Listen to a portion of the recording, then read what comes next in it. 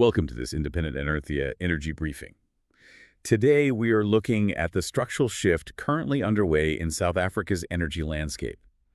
And we need to establish exactly what has changed here because the numbers are quite stark. They are. I mean, if we look at the baseline, South Africa operates with about 40 gigawatts of installed coal capacity today. Right. But by 2035, those scheduled retirements will drop that capacity down to 26 gigawatts. And while that supply side is dropping, demand is obviously going the other direction. Okay. So peak demand is projected to climb from 30 gigawatts up to 40 gigawatts in that same time frame. Exactly. Which leaves us staring at a firm supply deficit of 14 gigawatts. Yeah, up to 14 gigawatts by the mid-2030s. And for commercial operators, I mean, that is a massive void. Well, the initial master plan actually relied on natural gas to fill that specific shortfall. The target was to get 11 gigawatts of gas to power online by 2035. But the reality on the ground is quite different now, right? Because that gas pipeline remains largely unsecured at this point. Yes, it is highly constrained. You have significant upstream supply issues and a lack of finalized agreements. So that 11 gigawatts is not something the market can just passively count on. So that brings up the critical question. With coal retiring and the planned gas pipeline sitting unsecured, how do commercial operators practically bridge a 14-gigawatt void? They have to pivot to renewables. But, and this is the key distinction, it has to be renewables firmed with batteries. Because solar is currently the cheapest power to build, but you have the intermittency issue. The sun sets exactly when the evening peak demand hits. Right. You have to have storage to turn that intermittent energy into firm, dispatchable power. So instead of thinking of a battery as just an emergency backup system, it's more like a commercial synthesizer. It takes cheap intermittent generation and translates it into a predictable, firm asset. That is exactly the right framework. It is a time-shifting mechanism.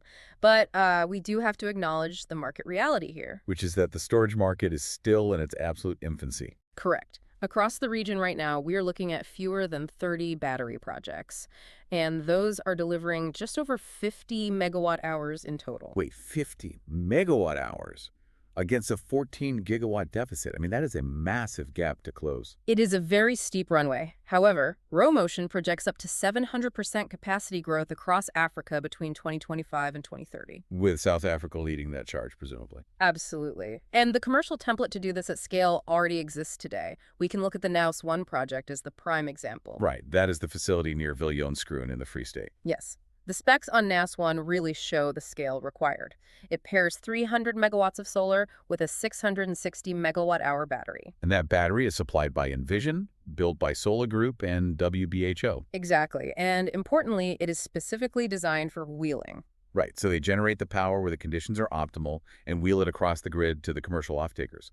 But, I mean, that is just one project. We need so many more to meet this structural demand. Which brings us to the practical implications for you, the listener. If you are an off-taker, the immediate decision on your desk is whether to firm your solar with storage now, while that capacity is scarce. And on the other side, for the EPCs, the developers, and the funders, you are looking at a massive, completely unbuilt pipeline ahead. This is exactly where Inertia Energy operates. To be clear on their role, Inertia originates funding and lines up the project partners across their consultancy and development offerings. So they are structuring the deals. They do not fund these projects from their own balance sheet. No, they do not. Nor are they an EPC contractor doing the physical construction.